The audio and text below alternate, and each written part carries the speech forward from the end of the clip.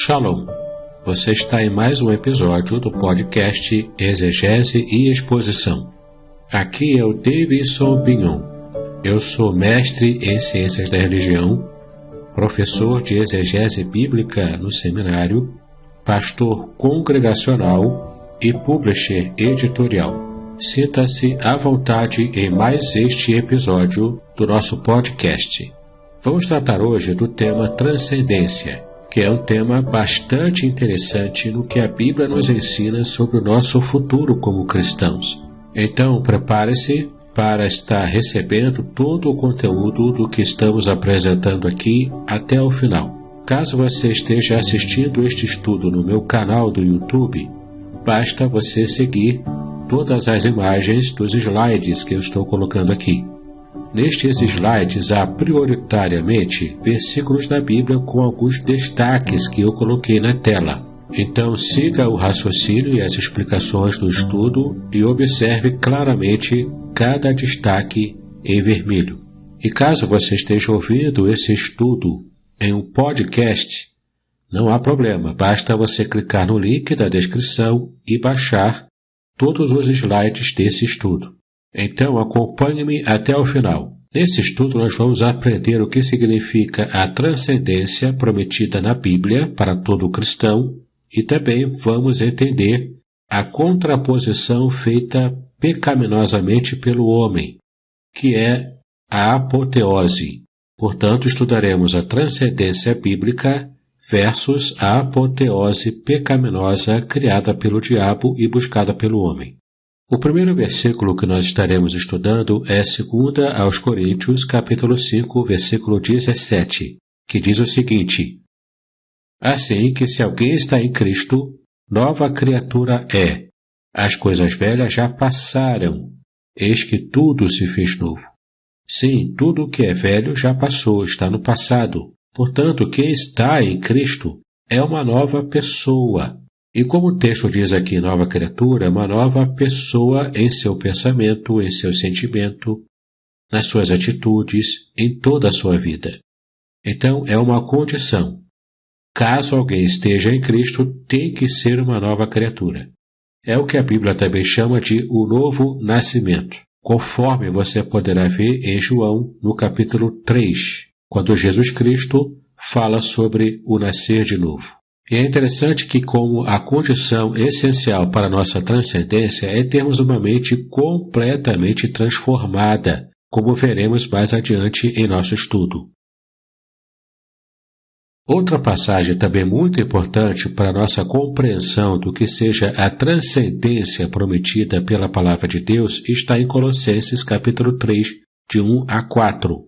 Portanto, se já ressuscitastes com Cristo, buscai as coisas que são de cima, onde Cristo está assentado à destra de Deus. Pensai nas coisas que são de cima, e não nas que são da terra, porque já estáis mortos, e a vossa vida está escondida com Cristo em Deus. Quando Cristo, que é a nossa vida, se manifestar, então também vós vos manifestareis com Ele em glória.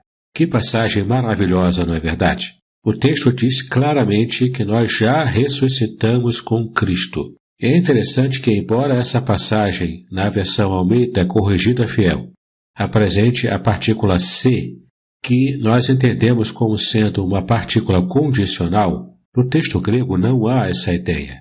A ideia ali é de que nós já estamos de fato ressuscitados com Cristo, é uma certeza. Então, já que estamos ressuscitados com Cristo, nós temos que naturalmente buscar as coisas que são de cima, ou seja, as coisas do céu, buscar os valores do céu. Nossa mente já foi transformada, nosso coração já foi transformado.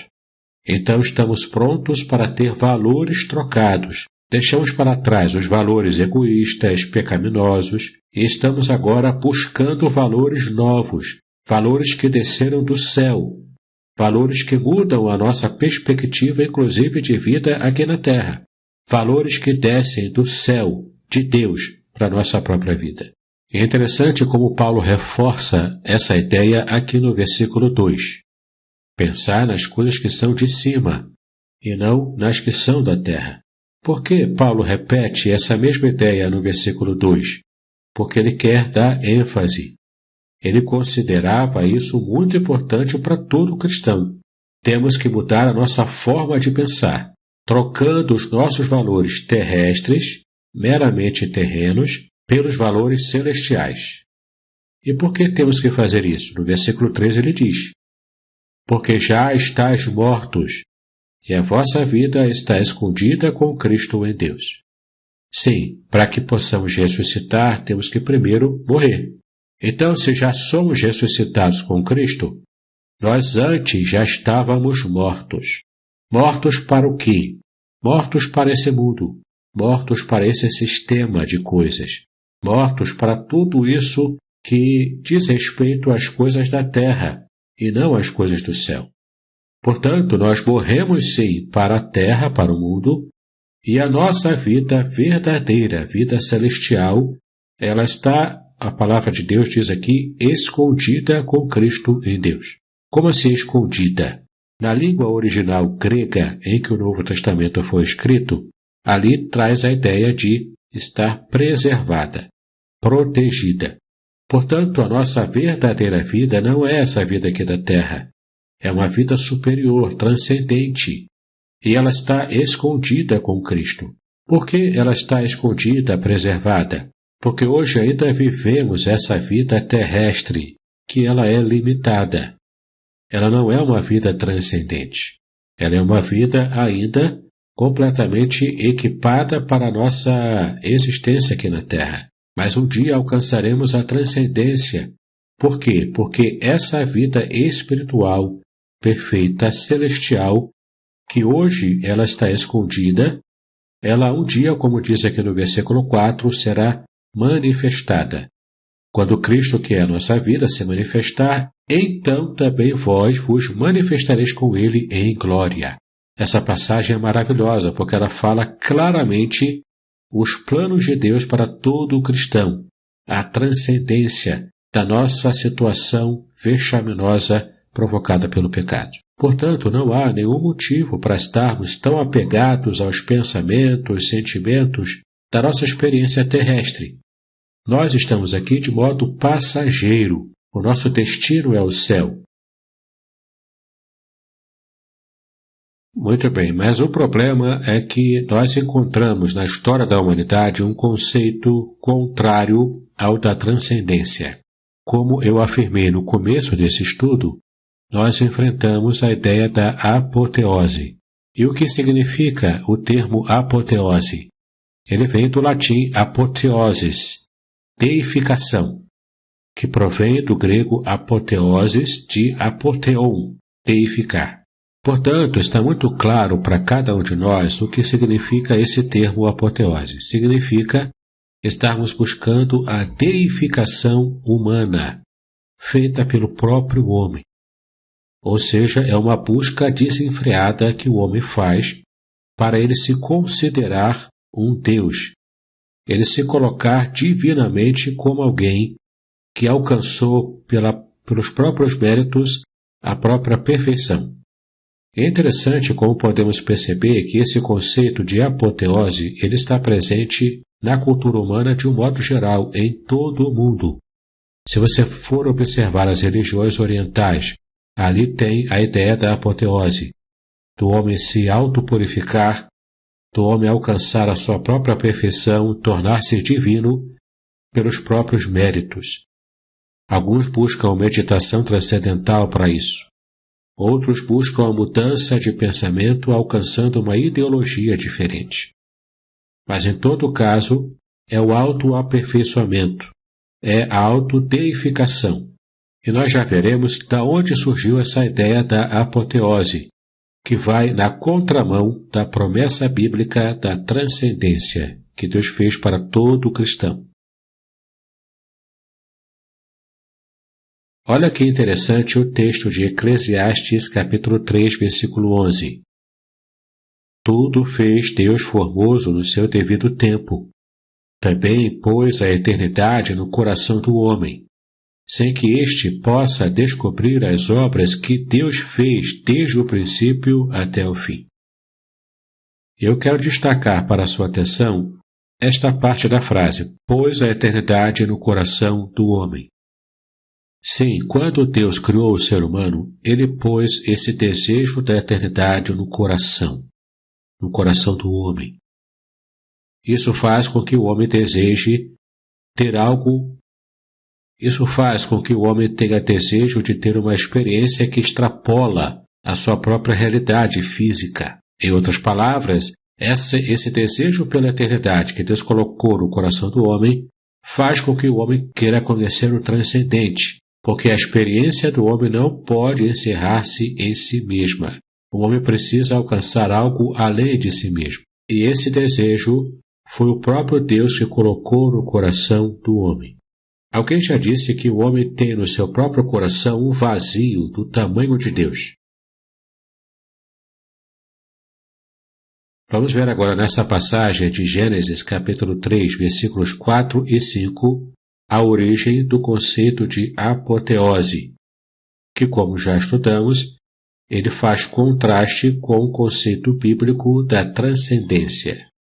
Assim diz a palavra: então a serpente disse à mulher: é certo que não morrereis, porque Deus sabe que no dia em que dele comerdes, se vos abrirão os olhos, e como Deus, sereis conhecedores do bem e do mal. Veja o quanto a serpente, controlada por Satanás, trata com Eva e com provavelmente também Adão, porque o texto bíblico de Gênesis diz que quando Eva foi tentada, ela estendeu a mão e ofereceu ao seu marido o fruto proibido. Isso quer dizer que Eva não estava sozinha. Adão estava próximo a ela e ele não agiu para impedi-la de comer do fruto proibido. Mas um detalhe importante da gente perceber é que a serpente, com esse afã de estar ludibriando Eva, ela diz que Deus sabe que no dia em que dele comerdes, se vos abrirão os olhos. E como Deus, preste atenção a essa parte, como Deus, sereis conhecedores do bem e do mal. Em outras palavras, você conhecerá tudo, você saberá tudo, você terá poder divino. Ou seja, você pode alcançar a sua própria divindade se você comer desse fruto, porque é isso que Deus está escondendo de vocês. Então, Eva passou por todo o processo de tentação da serpente. E esse processo você pode se lembrar dele com uma sigla chamada AIDA, onde A é quando a serpente desperta a atenção de Eva, I diz respeito ao interesse que a serpente despertou no coração de Eva sobre o fruto proibido. D diz respeito ao desejo, que se despertou no coração de Eva quando ela sentiu atração pelo fruto e quis então comê-lo. E por fim, o último A diz respeito à ação, o pecado em si.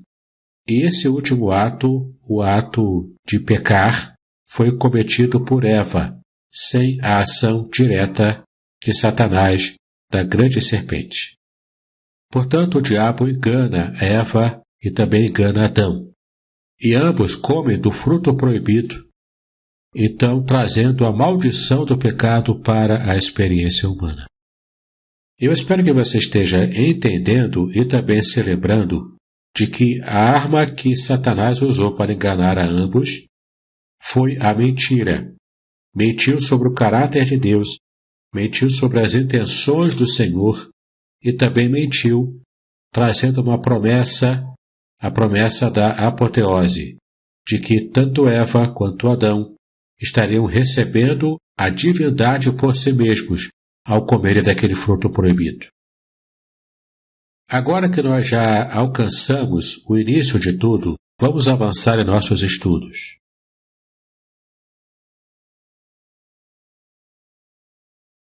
Nesta passagem de Atos, capítulo 12, do versículo 21 ao versículo 3, nós vemos a experiência do rei Herodes. Ele também quis a apoteose, ele quis se tornar um Deus, ele quis ser considerado um Deus.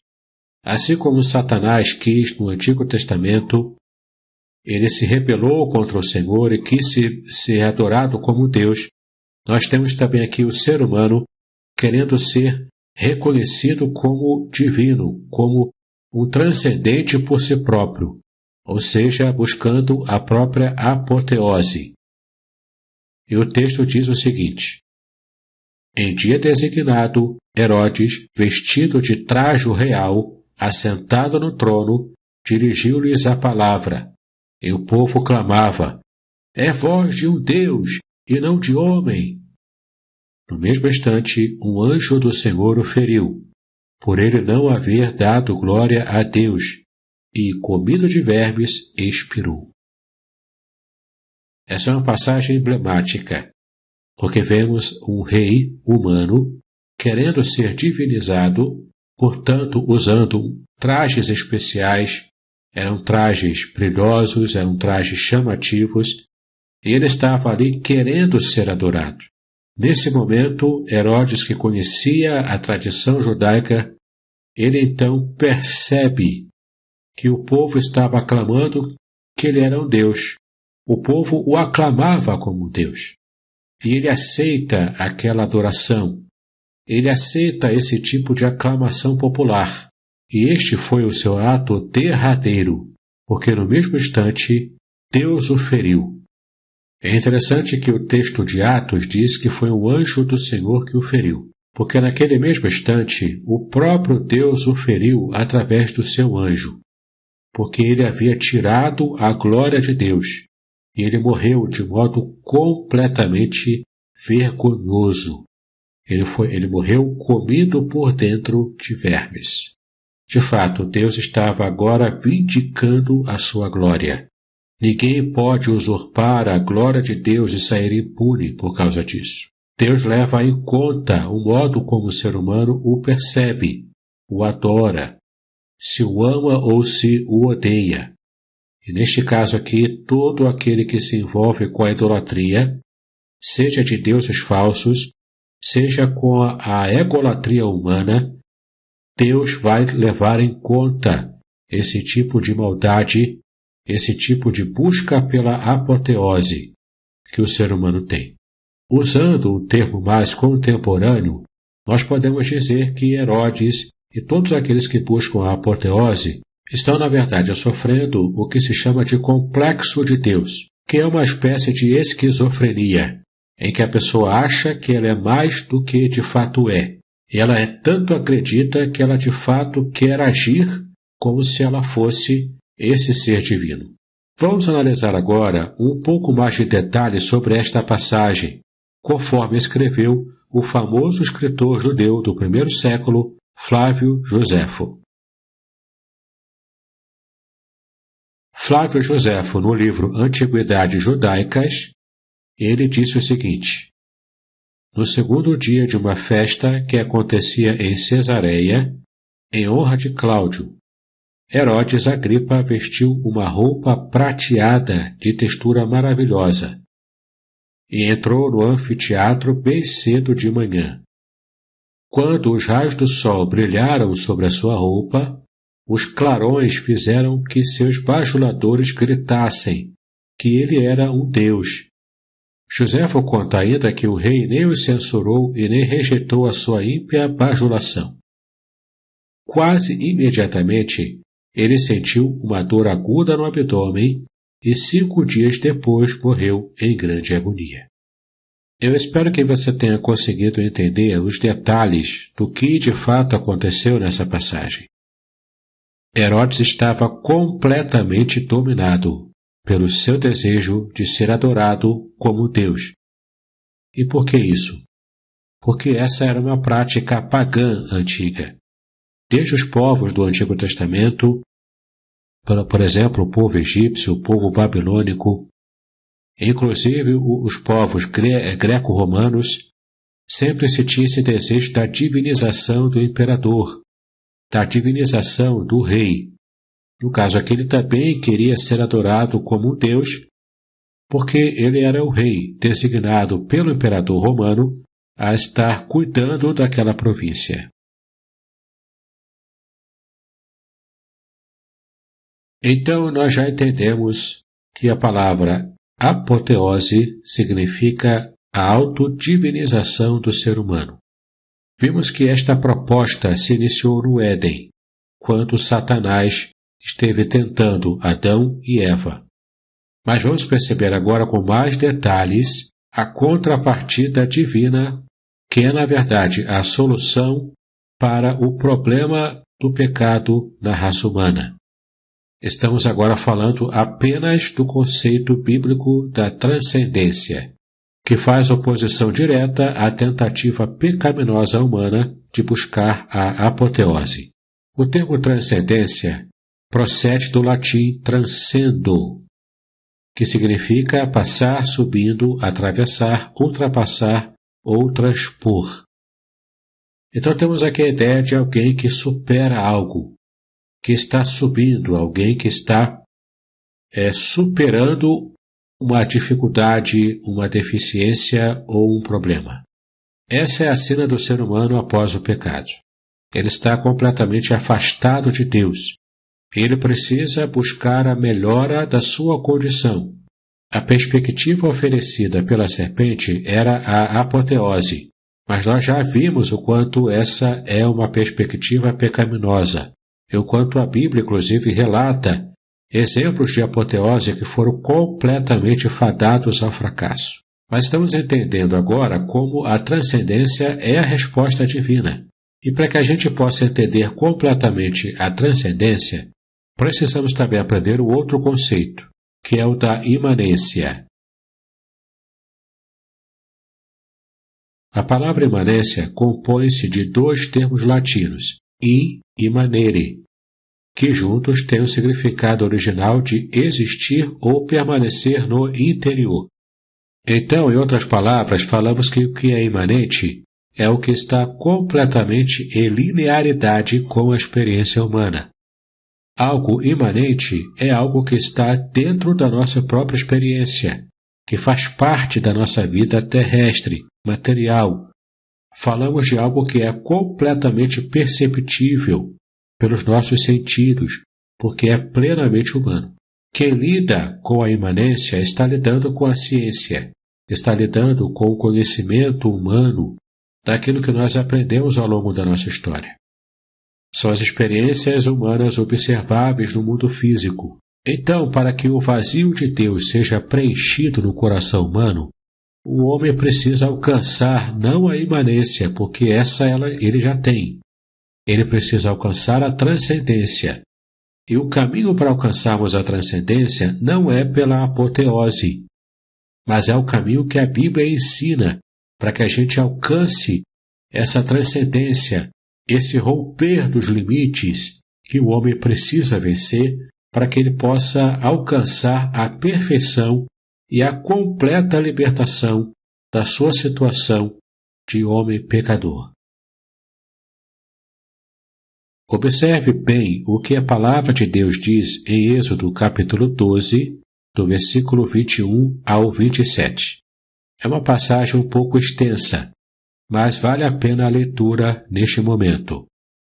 Chamou, pois, Moisés todos os anciãos de Israel, e lhes disse: Escolhei e tomai cordeiros segundo as vossas famílias, e imolai a Páscoa.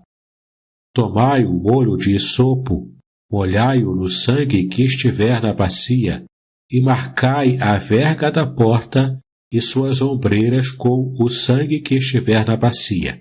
Nenhum de vós saia da porta da sua casa até pela manhã, porque o Senhor passará para ferir os egípcios.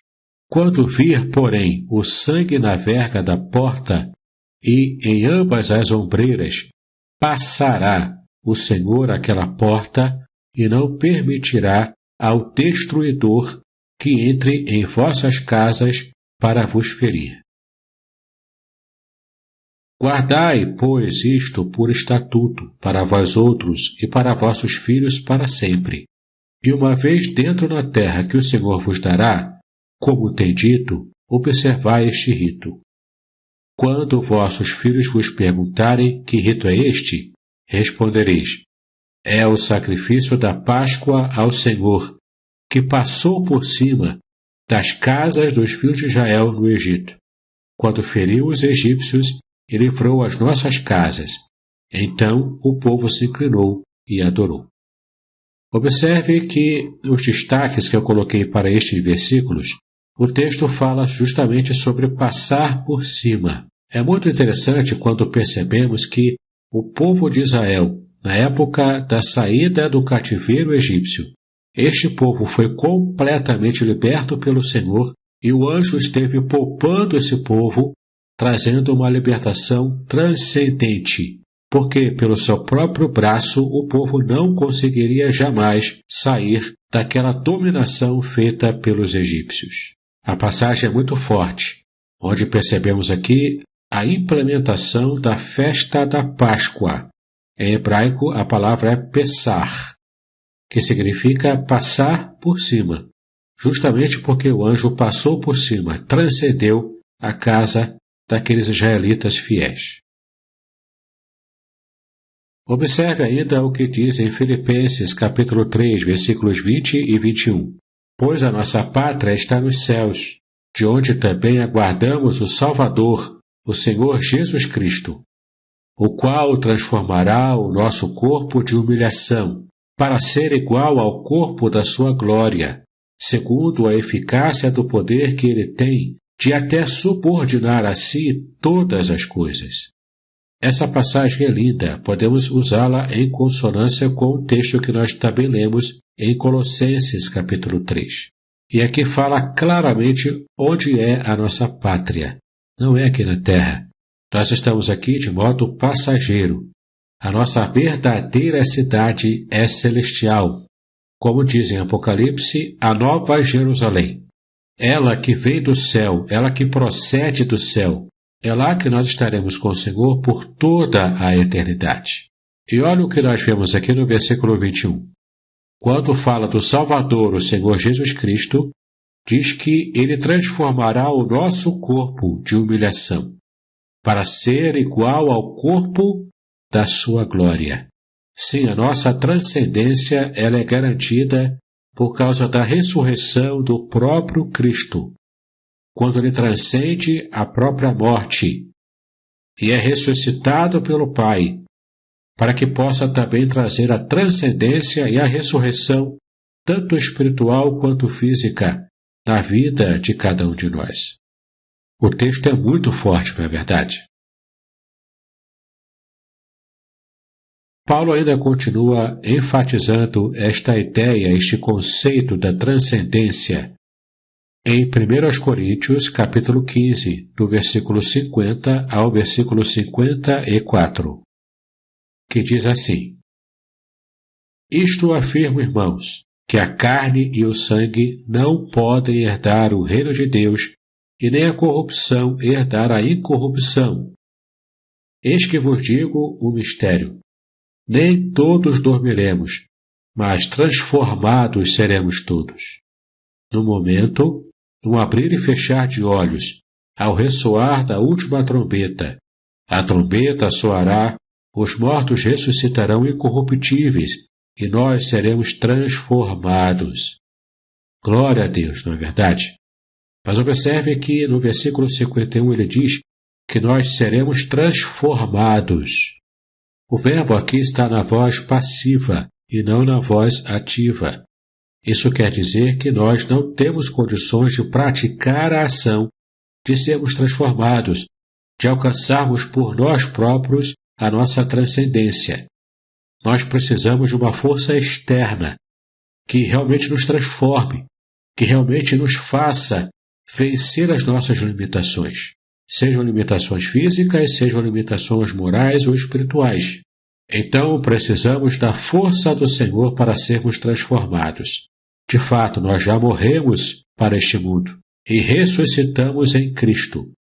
São os méritos do Senhor, ao Ele próprio vencer a morte e ressuscitar, que nos garante a nossa própria transformação, nossa própria ressurreição e a nossa própria transcendência. Quando incorruptíveis, estaremos completamente santos, separados, puros, perfeitos, com o Senhor, por toda a eternidade. Ainda no versículo 53, porque é necessário que este corpo corruptível se revista da incorruptibilidade e que o corpo mortal se revista da imortalidade. E quando este corpo corruptível se revestir de incorruptibilidade e o que é mortal se revestir de imortalidade, então se cumprirá a palavra que está escrita: tragada foi a morte pela vitória. Oh, que dia maravilhoso, meus queridos, quando a morte será completamente banida da experiência humana. E graças a Deus, porque em Cristo Jesus nós já temos a certeza da transcendência preservada, protegida, guardada, reservada para cada um de nós. Mas há ainda um quarto conceito que precisamos dominar para que entendamos completamente este assunto da transcendência humana. Trata-se do conceito de kenosis, que vem do grego kenoo, que significa esvaziar, abrir mão, tornar vazio alguma coisa. Esse conceito ele foi tirado de uma passagem bíblica que nós conhecemos bem e fala para nós sobre essa necessidade do autoesvaziamento. Portanto, entenda que o conceito de kenosis ele também vai na contramão do conceito de apoteose, porque na apoteose o ser humano tenta, pelo seu próprio esforço, alcançar a divinização. Só que o conceito de kenosis, esse conceito ele é justamente o contrário. Somente alcançaremos a nossa transcendência quando nos esvaziamos da nossa própria carnalidade, da nossa própria forma de enxergar a vida com os nossos conceitos humanos. Vamos observar o exemplo que Cristo deixou para cada um de nós. Esta é a passagem de Filipenses, capítulo 2, do versículo 4 ao versículo 11, que diz o seguinte: não atente cada um para o que é propriamente seu, mas cada qual também para o que é dos outros. Aqui Paulo se refere a essa busca da vida em comum, e de estarmos nos distanciando do egoísmo. No versículo 5, de sorte que haja em vós o mesmo sentimento que houve também em Cristo Jesus, que sendo em forma de Deus, não teve por usurpação ser igual a Deus, mas esvaziou-se a si mesmo, tomando a forma de servo, fazendo-se semelhante aos homens. Observe o destaque dessa pequena frase aqui, esvaziou-se a si mesmo. Aqui aparece o verbo grego kenoo, de onde vem o conceito de kenosis. Cristo esvaziou-se a si mesmo. Isso não quer dizer que ele deixou de ser Deus. Em momento algum isso aconteceu. Em momento algum, Cristo esteve diminuindo a sua natureza divina. Pelo contrário, ele apenas somou a natureza divina também a natureza humana, quando ele tomou a forma humana. Portanto, Cristo adquiriu duas naturezas: a natureza divina, que ele já tinha desde a eternidade, e também a natureza humana, que ele assumiu quando esteve encarnando aqui na terra. E o texto continua. No versículo 8. E achado na forma de homem, humilhou-se a si mesmo, sendo obediente até a morte e morte de cruz. Por isso também Deus o exaltou soberanamente, e lhe deu o nome que é sobre todo o nome, para que ao nome de Jesus se dobre todo o joelho, dos que estão nos céus e na terra e debaixo da terra, e toda a língua confesse que Jesus Cristo é o Senhor, para a glória de Deus Pai. Que passagem maravilhosa! Até o versículo 7 nós percebemos o fato de Cristo estar assumindo a forma humana, sendo ele Deus. No versículo 8 nós vemos que Cristo se humilhou, alcançando os estágios mais baixos de subserviência humana. Isso é uma prova e uma amostra do seu autoesvaziamento. Ele já se esvaziou quando decidiu tomar a forma humana, quando efetivamente tomou essa forma humana para nos salvar. E depois que ele morre, começa o seu processo do que a teologia cristã chama de o processo da exaltação de Cristo, quando Cristo ressuscita de entre os mortos, ascende aos céus, e hoje ele já está à destra de Deus Pai, julgando todo o mundo, reinando sobre a igreja, que é o seu povo particular aqui na terra. É interessante que esse texto de Filipenses diz que, como resultado do seu trabalho, Cristo recebeu o nome que é sobre todo nome. Se você for observar em Isaías 45, você verá que Deus é ciumento quanto ao próprio nome. Deus não divide a sua glória com ninguém, com nenhuma criatura, com nenhum ser, seja humano, seja animal, com nenhum ser vivo sobre a face da terra ou sobre o universo. Então, sobre Jesus Cristo, todo joelho se dobrará e toda língua confessará que Jesus é o Senhor, e tudo isso redundará em glória para o próprio Deus Pai. Que mistério extraordinário que é esse!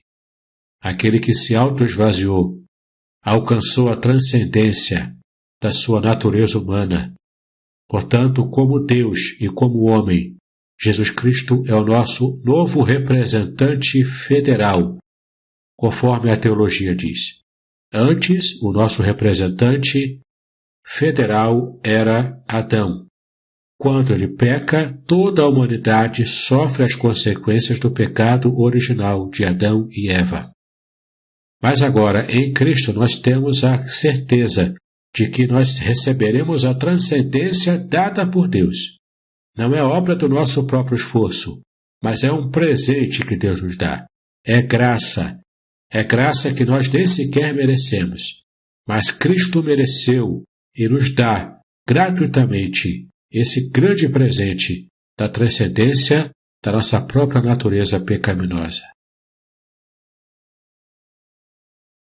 Observe agora o que diz em 1 de Pedro, capítulo 1, de 18 a 23.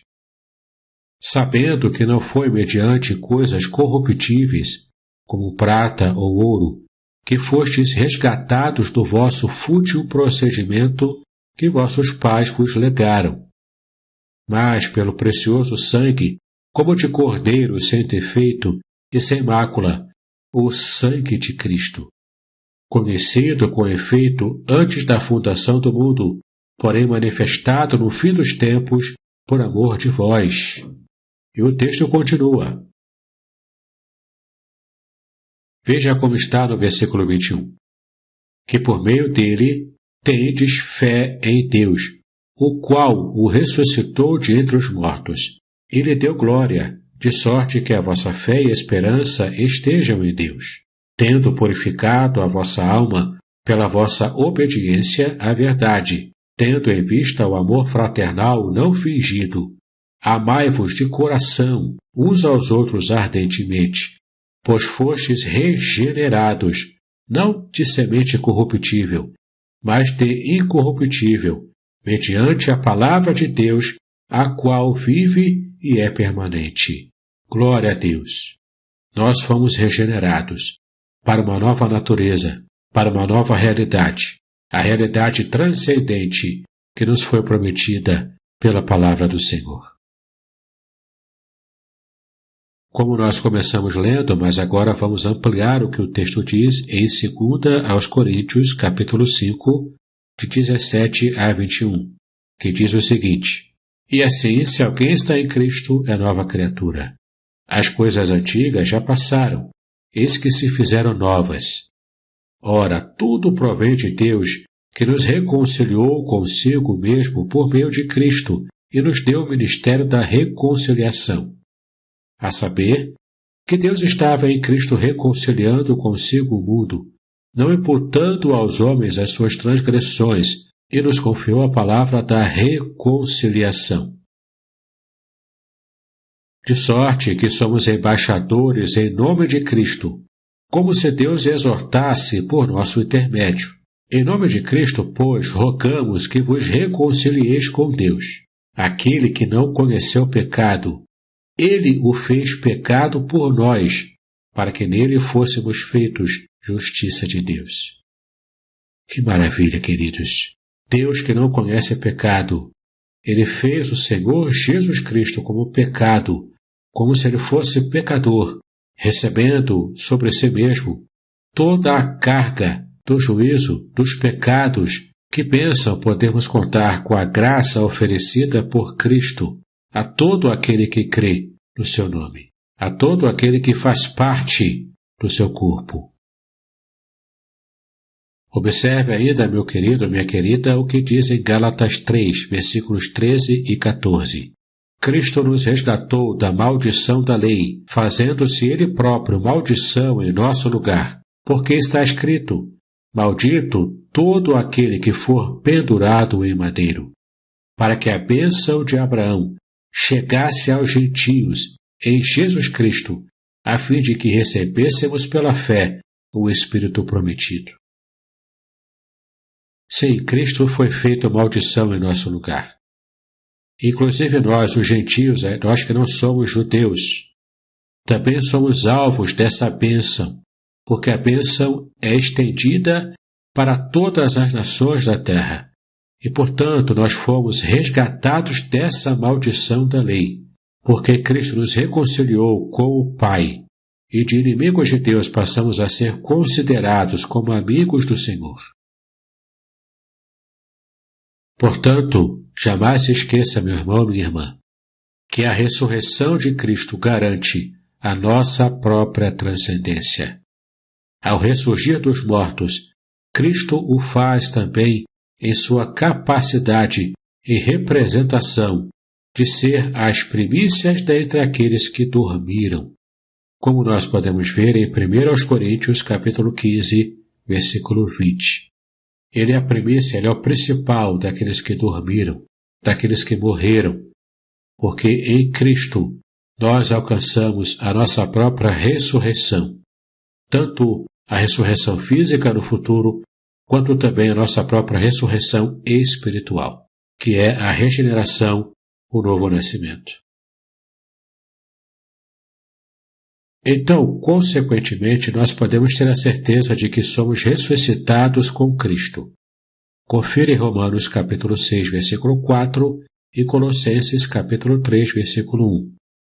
Essa condição de ressuscitados com Cristo nos faz assentar com Ele nos lugares celestiais, conforme você pode ver em Efésios capítulo 2, versículo 6.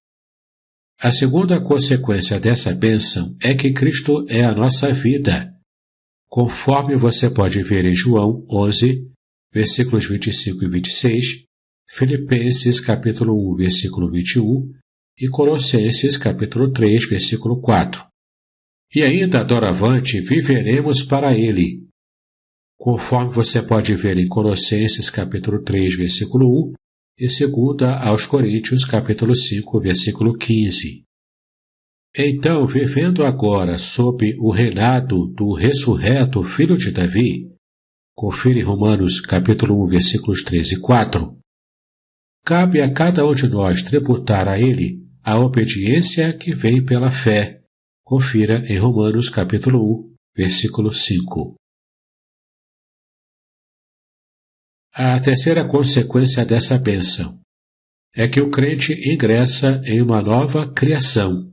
Romanos capítulo 6, versículos 4 e 5, 2 aos Coríntios 4, versículo 6 e capítulo 5, versículo 17.